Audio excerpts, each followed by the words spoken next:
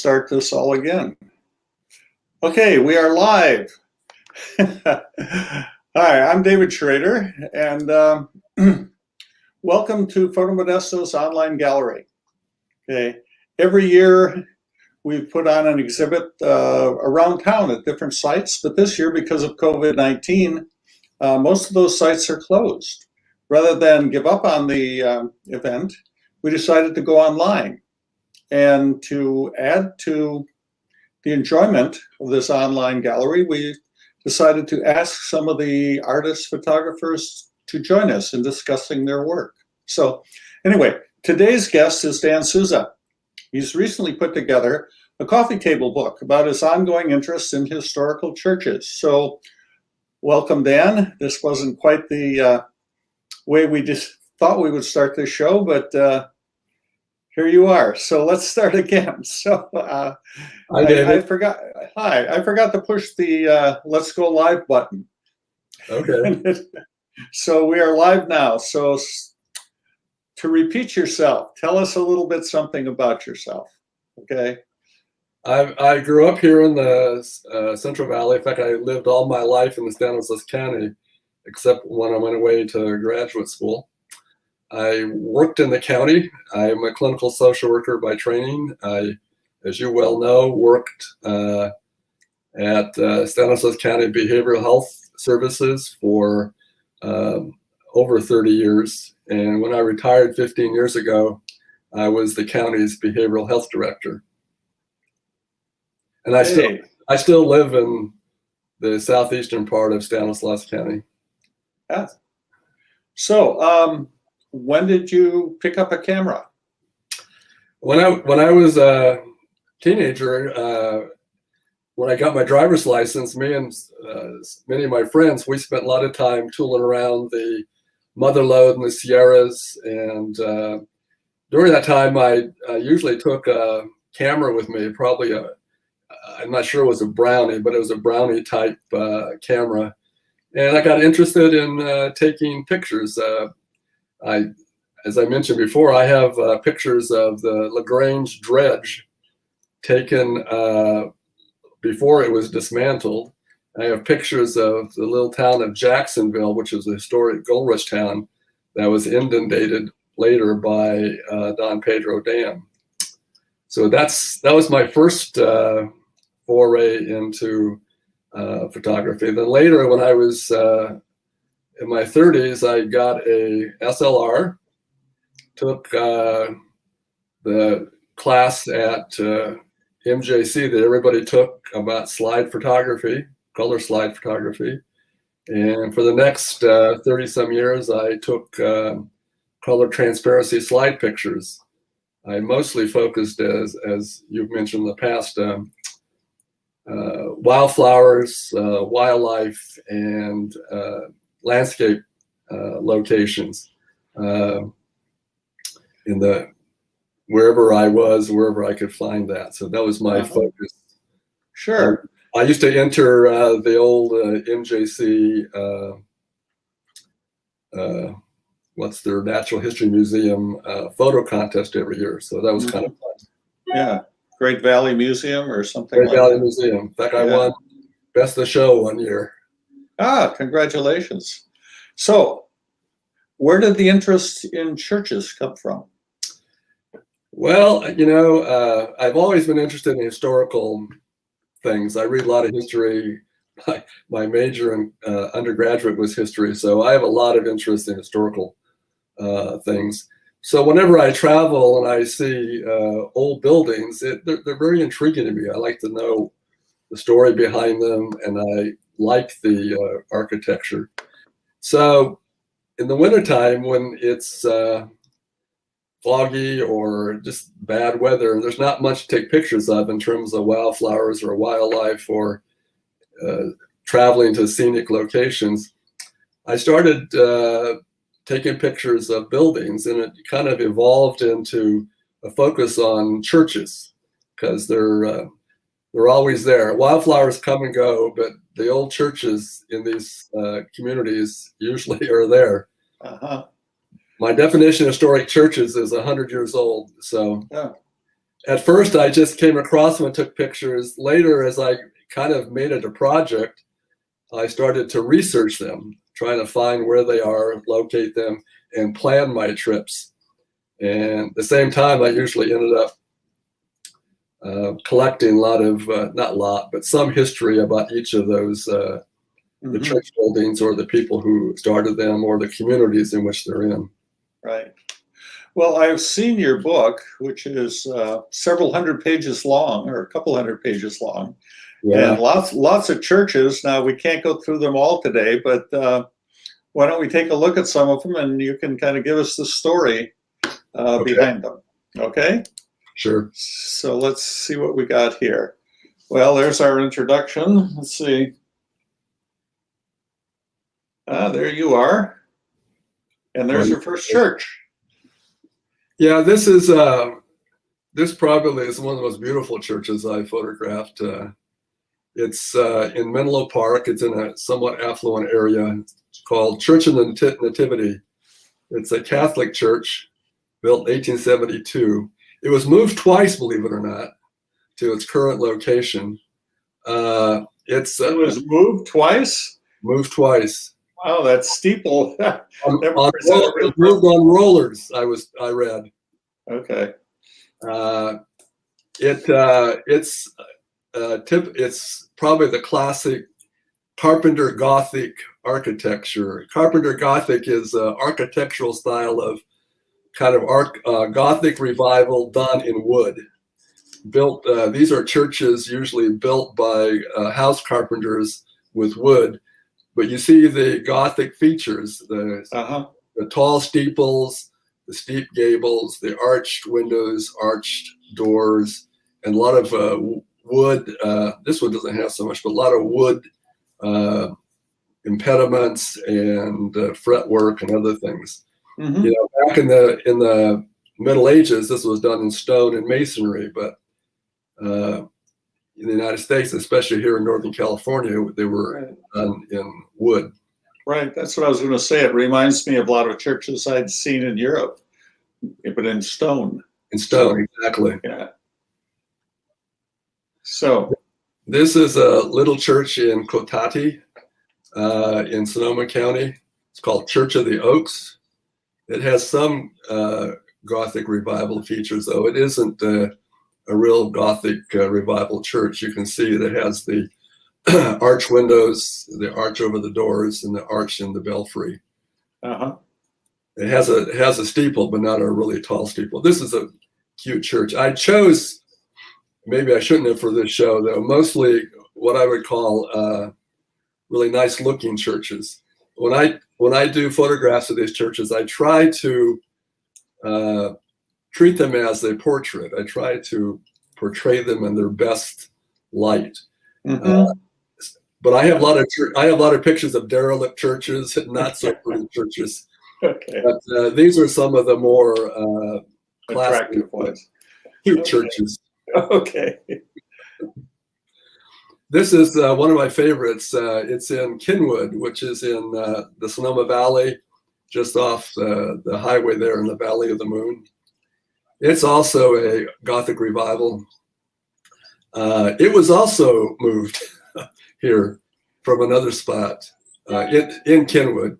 It's across from a nice park. The bell, I was told, comes from the local train station. Okay. That church was started by 12 congregational ministers in the area. Oh, the previous one? Is that what you're saying? Yeah. Yeah. Oh, I'm sorry. I moved the slide on. Maybe you weren't ready. That's fine. This is a community church. It probably was a Methodist church originally in Sierra City, way up high on Highway 49. It's kind of unique. I chose this one because it has an octagonal belfry, which is kind of unique. When I took this picture this summer, right next to it is a beautiful Victorian house. And the people who lived there were working on the yard. They were also working on the church yard, too. You can see it's well maintained. Their family has been members of this church since the early 1900s. And they still work at maintaining the church there. It's really Beautiful. Ah, okay. You ready for the next one? Ready for the next one. Okay. This is in Dunnigan, which is in Colusa County. It's right off Highway 5. In fact, you can see it from Highway 5 if you know to look for it. It's in a field right next to the little town, and it's a little town of Dunnigan. It's called the Union Church, and it's a Union Church because it never was a denominational church. It was used by various religious groups in the community of Dunnigan and for other community events. It has some Gothic features. You see the arch over the door and the steep arches over the windows. This church is on the National Register of Historic Places, so it is considered a kind of a historic church, built in 1892. Okay. You can move on. You were with me when we took this picture. Yeah, I remember it. I have this picture myself, or another version of it, I should say. This is not Northern California, but if you want the quintessential cute little New England style small town church, this is it. It's the Evangelical Lutheran Church of Elba, Washington. It was started by German immigrants from the Elbe River region of Germany, near Hamburg. It's really kind of in the middle of nowhere too. It's near the entrance to Mount Rainier National Park, and as you remember, there's a whole large train. I wouldn't call it a station. It's a train storage yard nearby. There's hundreds of boxcars and other trains just in front of where this picture is. Mm-hmm. It was also a beautiful day. You can tell by the clouds and the blue sky. It only seats about 45 people. We didn't go in, we just looked inside, but it's very small. Uh-huh. Okay, you were with me with this one too. Yes. This is a beautiful church. In fact, it's a well-known wedding venue, and it's highly sought after as a wedding venue. And it's in the middle of nowhere. It's in the Little Shasta Valley in Northern California in Siskiyou County. And it's in the shadow of Mount Shasta. If you look just to the right of this picture, there's a picture of Mount Shasta.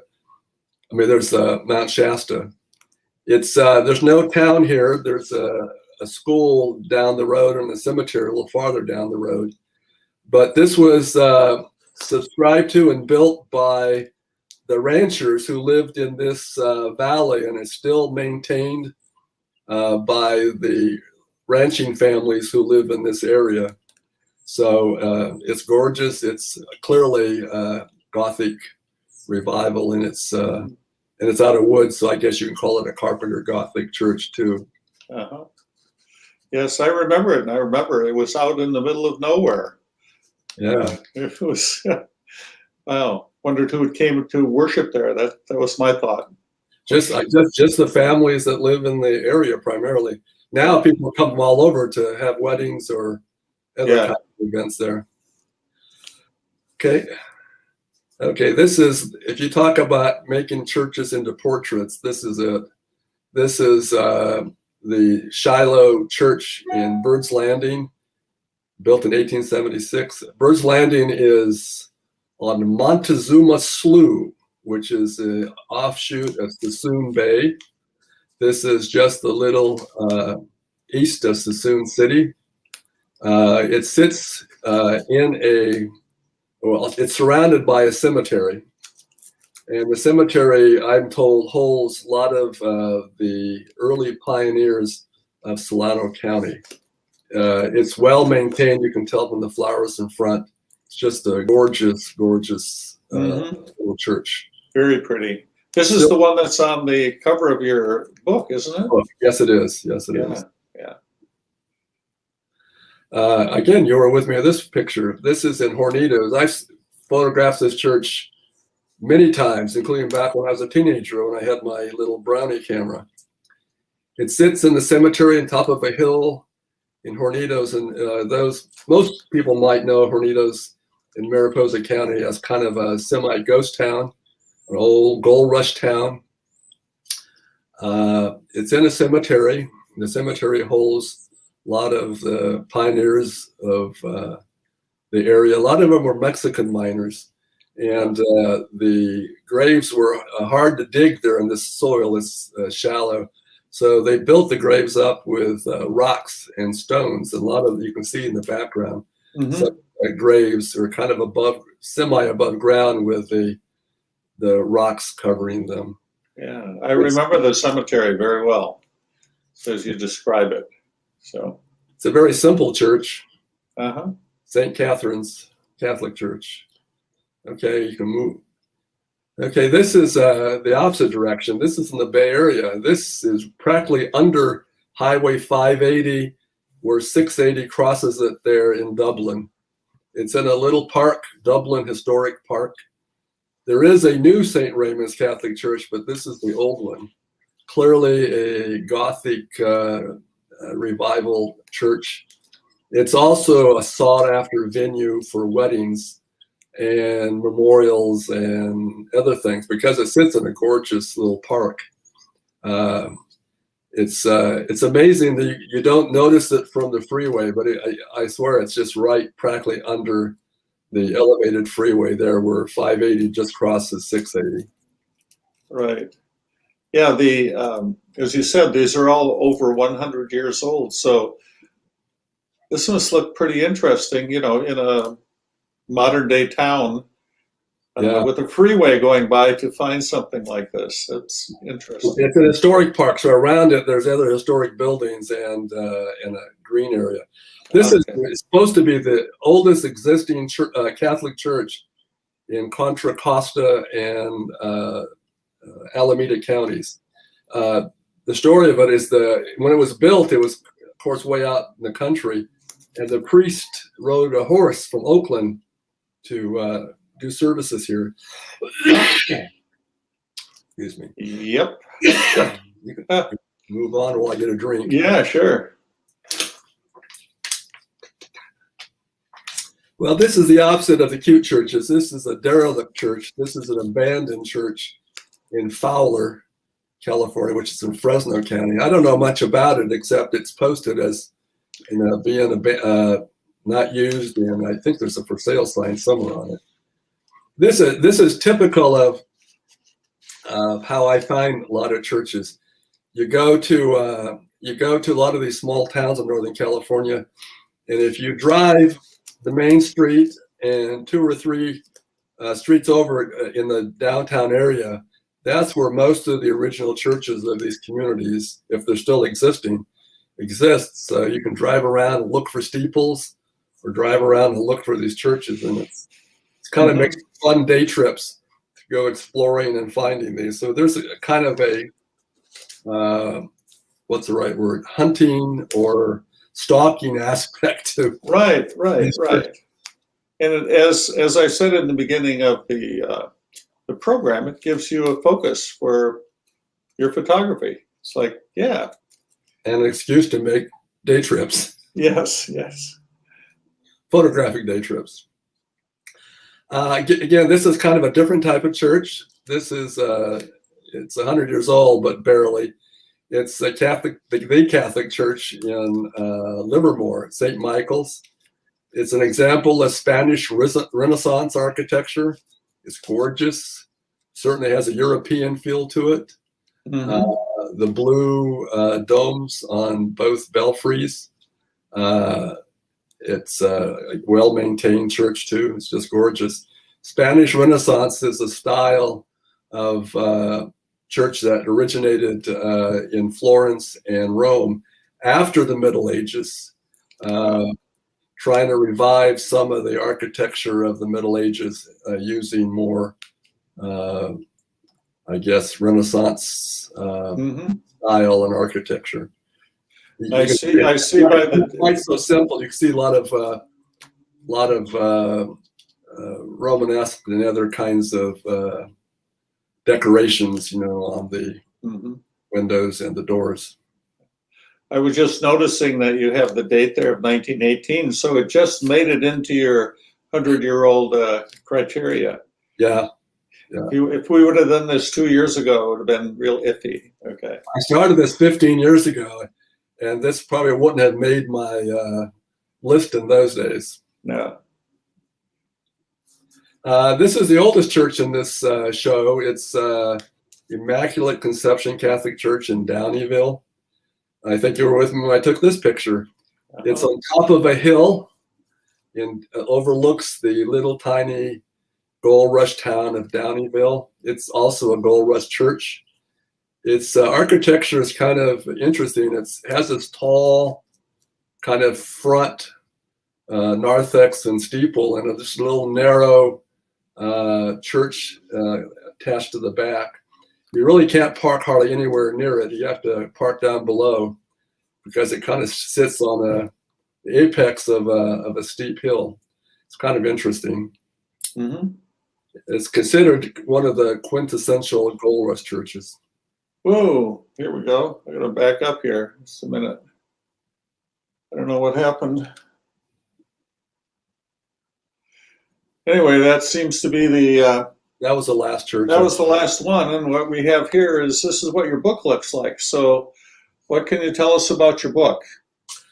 Well, I had all these pictures. In fact, I have a lot more. I have over 200 plus different churches and of course several shots of each.